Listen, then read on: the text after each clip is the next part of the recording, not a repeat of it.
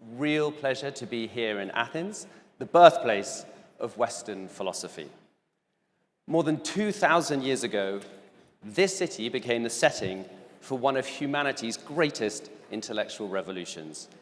It was here that Socrates, Plato, and Aristotle laid the foundations for how we think about knowledge, reason, and the pursuit of truth.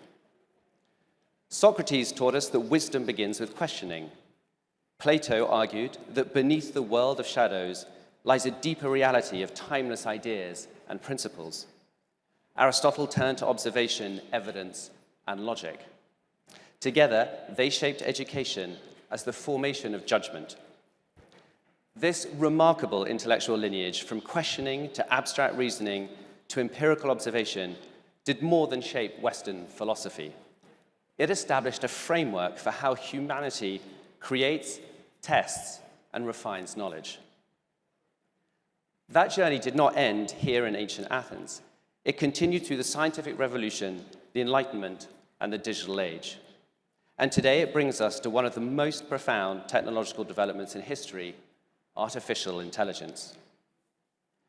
If philosophy began by asking how humans think, AI challenges us to ask a new question. What does it mean when machines can participate in thinking too? Descartes, Hume, Kant, Hegel, and many others provide clues as we address this conundrum. In more recent years, John Searle, with his Chinese room thought experiment, and others have also weighed in. But fascinating as it is, and that discussion before was certainly fascinating, to ponder the nature and nature of the consciousness of machine thought, my argument today is that these questions are not the imperative for today's policymakers. Taking inspiration from Turing's 1950 imitation game and his pivot from abstract questions to observable capability, I believe the more pressing question is how humanity can responsibly deploy a new form of abundant intelligence to improve human welfare, expand opportunity, and solve problems previously beyond our reach.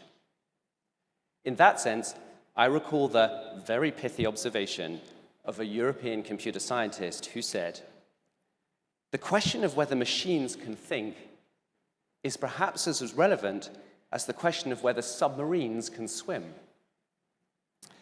At OpenAI, our mission is simple to state, but profoundly ambitious: to ensure that artificial general intelligence benefits everyone.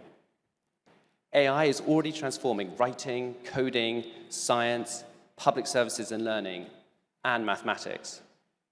A recent OpenAI model disproved a long-standing conjecture in discrete geometry. Don't ask me how, but what it did show is that AI can do more than retrieve knowledge. It can reveal paths we have not seen and leave us with the harder human question of what to do with them. The policy challenge, then, is not simply to adopt AI quickly. It is to adopt it wisely, in ways that strengthen institutions, expand opportunity, protect young people, and leave democratic societies more capable. This is why Greece is such an important place to have this conversation. Greece is already making deliberate choices about its digital and AI future. Since 2019, it has rapidly digitized public services, expanding gov.gr from 500 to more than 1,800 services. Through the Pharos AI Factory and the Daedalus supercomputer, it is giving startups, researchers, and public institutions access to advanced AI capability. Our own data shows strong engagement with ChatGPT in Greece, including the more advanced reasoning capabilities people use for complex tasks. And this is not just about adult current users, it's also about the next generation. 84% of young people in Greece are using AI. 84%. This is the highest rate in Europe. Thank you so much. That tells us something important. Young people are not waiting for institutions to decide whether AI matters. They are already using it. The task now is to help them use it well. OpenAI for Greece is built on a simple principle. Countries should shape how AI is used by their people and institutions. We're working together with the Greek government, the Onassis Foundation, and Endeavour Greece across education, research, entrepreneurship, and public services. It reflects our belief that AI should not be deployed by technology companies alone, but shaped with governments, educators, researchers, civil society, and the communities it is intended to serve. Of all of the domains in which AI will matter, education is perhaps the clearest test of whether we're deploying this technology for broad human benefit. Now, every technological revolution changes the classroom. Just as the Industrial Revolution made literacy, numeracy, and science central to national prosperity, AI will shape both how teaching is delivered and what young people need to learn. Teachers will use intelligent assistants to prepare lessons, personalize support, and reduce administration. Students will have adaptive tutors to explain concepts, practice skills, test arguments, and improve their work. In turn, human capabilities such as curiosity, judgment, creativity, empathy, and resilience will matter even more. In education at OpenAI, we believe three tests matter most.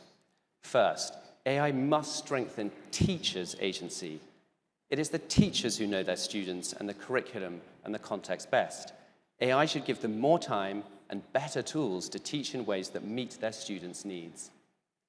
Second, it should improve learning outcomes.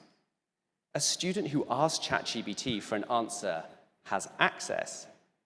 A student who uses AI to explore a problem has agency.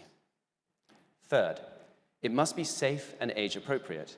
We should be clear-eyed about the risks. These include over-reliance, shortcuts, unequal access, and misplaced trust in conversational tools. Child safety, critical thinking, and teacher support must therefore be critical. This is why I want to applaud the Greek government for the proactive approach that it is taking to AI in schools. By creating a legal framework for AI in secondary education, Greece is showing what responsible deployment can look like in one of the most sensitive settings of all. By moving first, Greece sets a powerful precedent. Now, that's the approach behind OpenAI's Education for Countries work. We work with governments, universities, and researchers on learning tools, teacher training, and evidence about outcomes, while helping countries tailor AI to their language, their curriculum, and their policy choices. Greece is one of the clearest examples of this work. Since September 2025, we've been engaging with the Greek government in a pioneering deployment of AI in education across the country. Greece is among the first countries to pilot ChatGPT education in secondary schools, beginning with teachers and schools across different regions.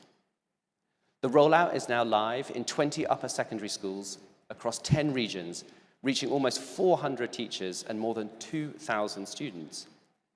Teacher adoption is already above 85%, and the early feedback is strong.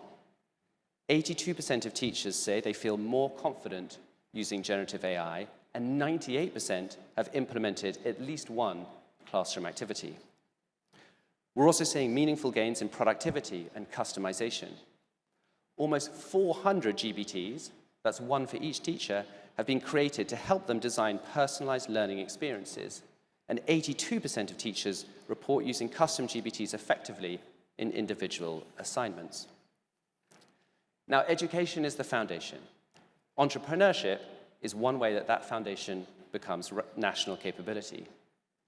This is why the second pillar of OpenAI for Greece is entrepreneurship.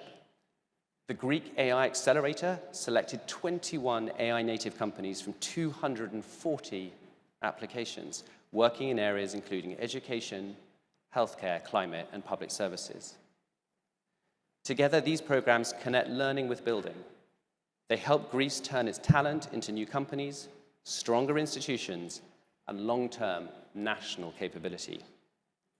And this brings us back to where we began. From Plato's Academy to today's pioneering AI pilots, Greece has always understood that education is more than the transfer of information. It is the cultivation of judgment. In the AI age, that idea becomes even more important.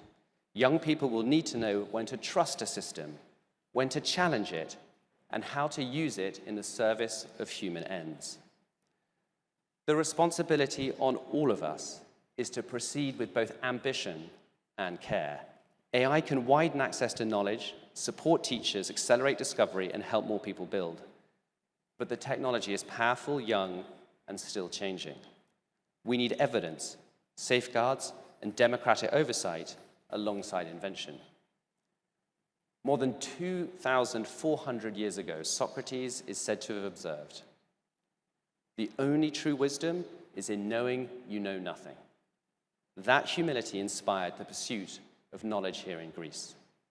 Today, as we build increasingly powerful forms of intelligence, it should also inspire the wisdom with which we choose to use them.